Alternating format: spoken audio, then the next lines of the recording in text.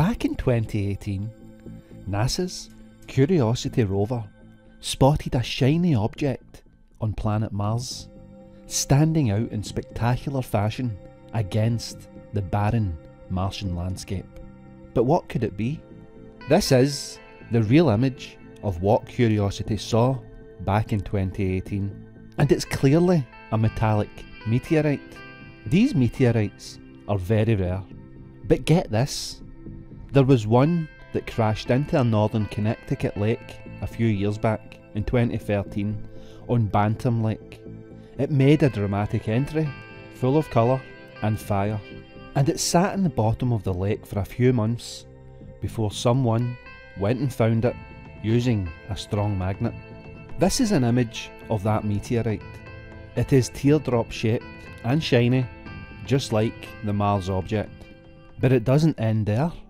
King Tut's dagger was also made from just such a meteorite, revered by ancient man because it looked like a literal thunderbolt being hurled by the Son of God, by the squatterman Taurusfield, Atum to the Egyptians. When ancient man witnessed these events, they must have scouted where the objects landed.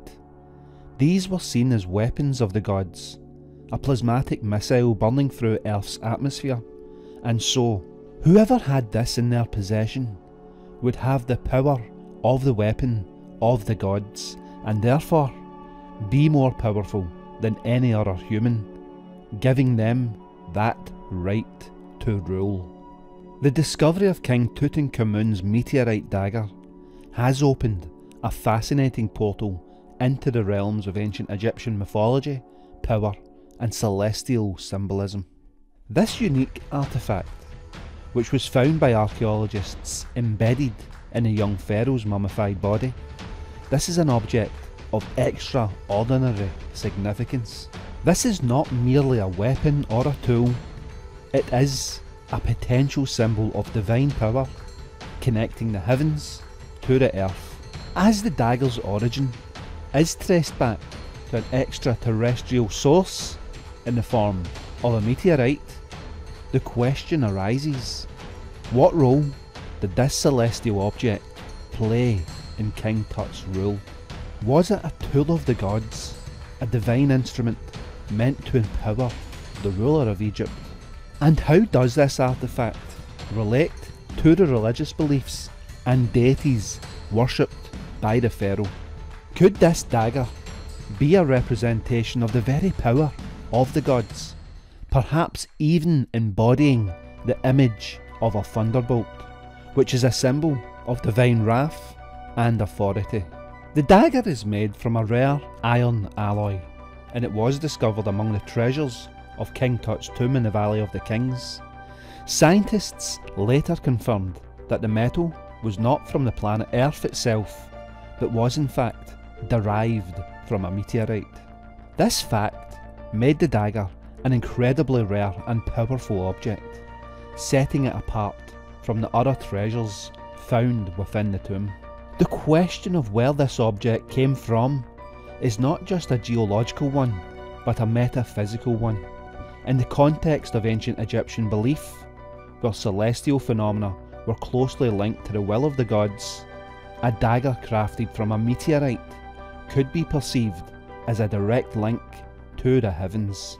The ancient Egyptians, renowned for their celestial observations and the complex relationship that they held with the stars, they often saw comets and meteorites as omens or as objects of divine descent.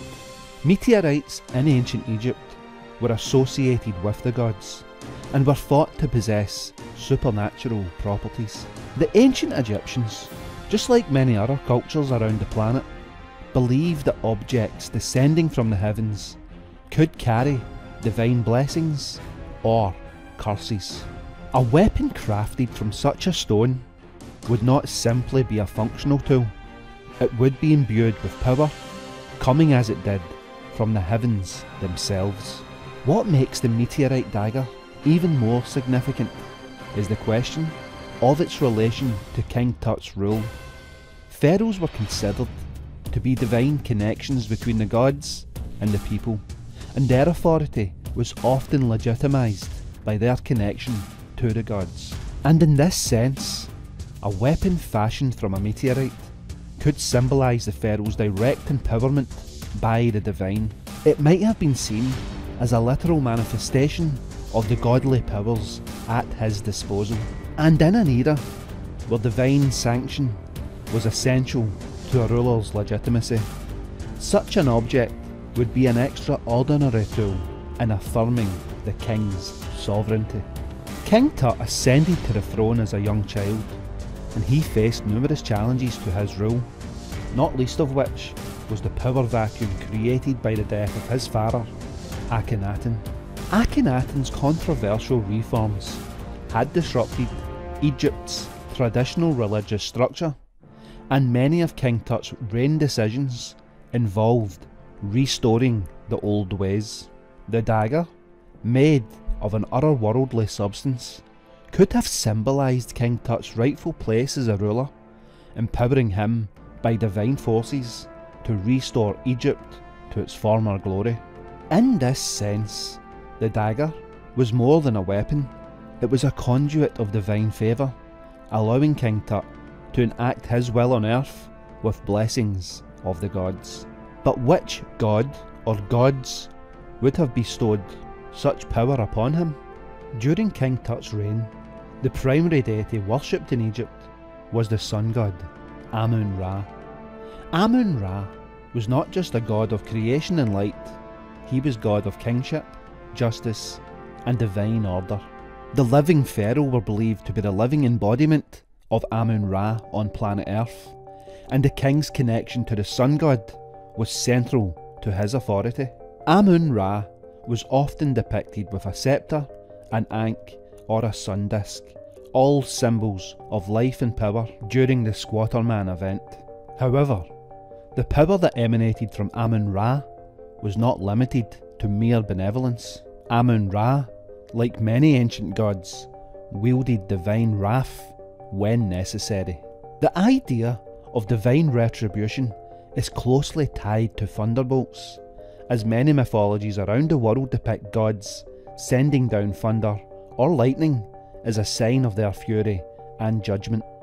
In the case of Amun-Ra, this divine power could have been seen as the very force that empowered the king to rule, sometimes with authority, akin to the wrath of the gods themselves.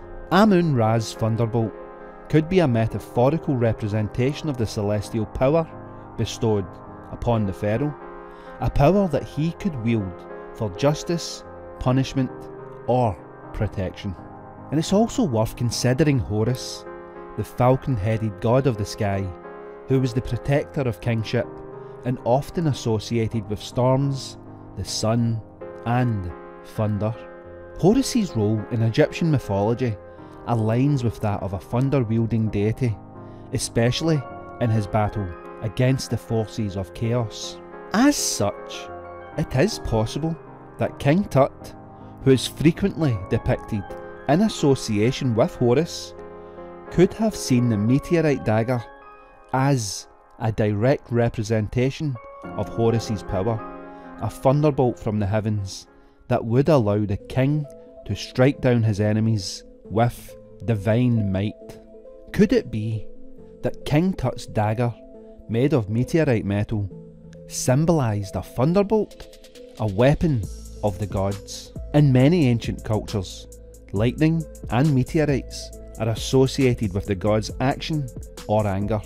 The fiery path of a meteorite as it burns through the atmosphere could have been interpreted as a thunderbolt sent by the gods to cleanse the earth or deliver judgment.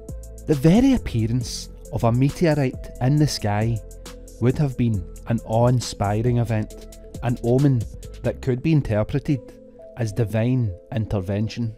If the meteorite that gave rise to King Tut's dagger had been witnessed by his people as it streaked across the sky, it could have been perceived as a sign that the gods were actively bestowing their power upon him.